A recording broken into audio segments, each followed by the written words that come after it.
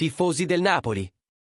Tenetevi forte perché la storia dietro l'arrivo di Noah Lang nella nostra azzurra è una di quelle che dimostrano che sì. Esistono ancora giocatori che scelgono la squadra per passione, convinzione e progetto. Il trasferimento di Lang al Napoli non è stato frutto del caso, né di una corsa dell'ultimo minuto. È stata una trattativa nata tempo fa. Maturata con pazienza e caratterizzata da una volontà reciproca che ha resistito al tempo, alle pressioni del mercato e persino alle allettanti proposte della Premier League. Sì, avete capito bene, Lang ha rifiutato 2 club inglesi per poter indossare la maglia del Napoli. Ma prima di raccontarvi i retroscene emozionanti di questa scelta e cosa rappresenta per il nostro progetto con Antonio Conte, mettete un like, iscrivetevi al canale e attivate il campanellino. Perché qui riceverete contenuti caldi, veri e con il cuore napoletano che batte forte in ogni analisi. Tutto è iniziato a gennaio, quando il Napoli ha sondato il PSV subito dopo la possibilità di vendere Kvaratskhelia, un'operazione che, sebbene non si sia concretizzata in quel momento, ha piantato il seme di ciò che sarebbe sbocciato mesi dopo. Lang, già allora, aveva detto internamente: il progetto, la maglia, la storia e la possibilità di lavorare in una squadra strutturata lo hanno conquistato. E anche quando il trasferimento è stato rinviato, la volontà del giocatore non è mai venuta meno. La prova? Quest'estate, con Antonio Conte alla guida della squadra e il progetto in fase di ristrutturazione, il Napoli è tornato alla carica con una proposta concreta e questa volta il PSV ha accettato di negoziare.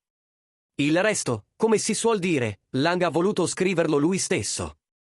Secondo il giornalista Nicolò Schira, Lang ha rifiutato 2 offerte concrete dalla Premier League, cosa che, al giorno d'oggi, non è da poco. In un'epoca in cui l'Inghilterra rappresenta il paradiso finanziario e mediatico per tanti giocatori, Lang ha scelto Napoli. Ha scelto la passione di Maradona.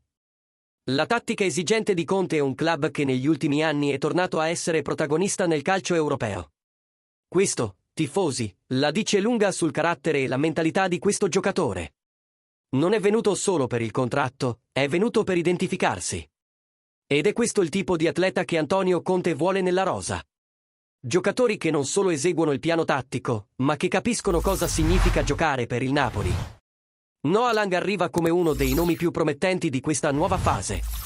Un attaccante versatile, tecnico, con intensità e personalità. E ora con la certezza di aver scelto il progetto giusto per brillare. Il Napoli non ha solo acquisito un grande rinforzo, ha acquisito un giocatore che voleva stare qui. E questo, amici miei, vale oro. E ora, tifosi azzurri, la parola è vostra. Cosa ne pensate dell'atteggiamento di Noah Lang?